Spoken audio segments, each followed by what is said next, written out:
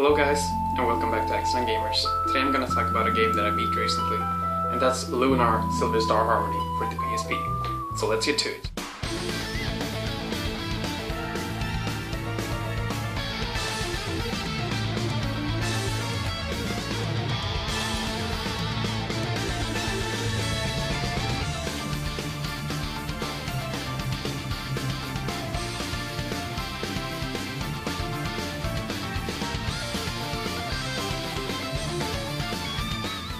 Lunar Silver Star Harmony is a JRPG on the PSP, which is a remake of a game called Lunar Silver Star for the Sega CD. A game that got ported and remade to several systems like Sega Saturn in Japan, Game Boy Advance, and PlayStation 1.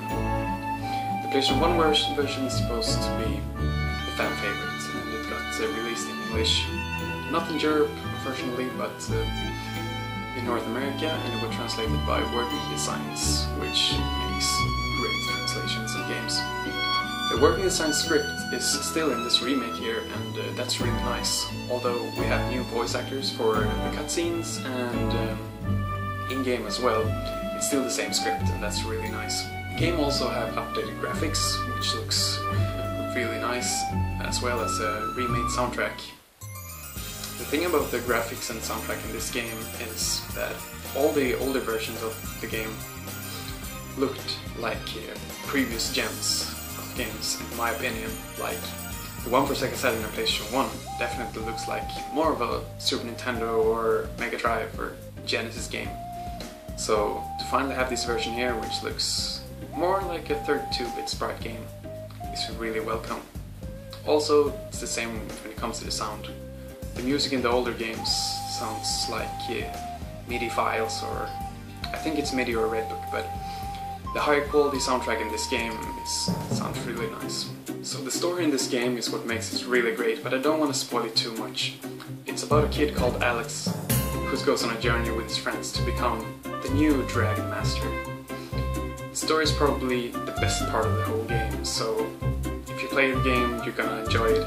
If you played Grandia as well, which is made by the same people, Game Arts, you're definitely gonna like this game because they are very similar, although I think Lunar is a bit better. The combat in this game is really simple. It's turn-based and more like Dragon Quest than Final Fantasy, because there are no customization system or anything like the sphere grids in Final Fantasy X or so. All the customization lies in equipping your characters with the right equipment, just like in Dragon Quest. You find equipment by buying stuff, but also in dungeons, like usual. Like usual, your characters are different classes. Like you have the main character, which is the warrior kind of style. You've got two spellcasters, a healer, and somewhat of a warrior too. But they're a really nice character, and the dialogue is very nicely written, not only for those characters, but for the NPCs as well. Another fun thing about this game is that every time you talk to an NPC, maybe not every time, but a lot of the time, your characters respond to the NPCs. That's a really nice and fresh thing in RPG, because usually you just listen to the NPC and that's it. But here, there's more to it, and I like it. Unlike other games in the same genre, this isn't too long of a game.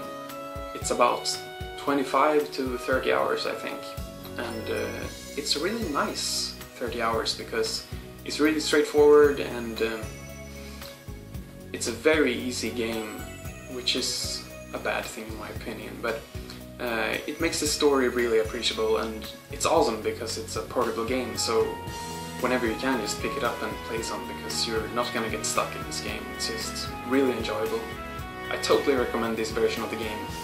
But I should definitely try the one for the PlayStation 1, because a lot of people like it, and I started playing it for a bit, and I really think this version is better in some areas, but I would play through the one on the PlayStation 1 and see how that is. I really love the case for this one. It has some beautiful art on the inside. The manual looks really nice as well, and both on the backside and front. It's in full color, and that's not too many games there are these days. Xseed really did a great job on releasing this game here.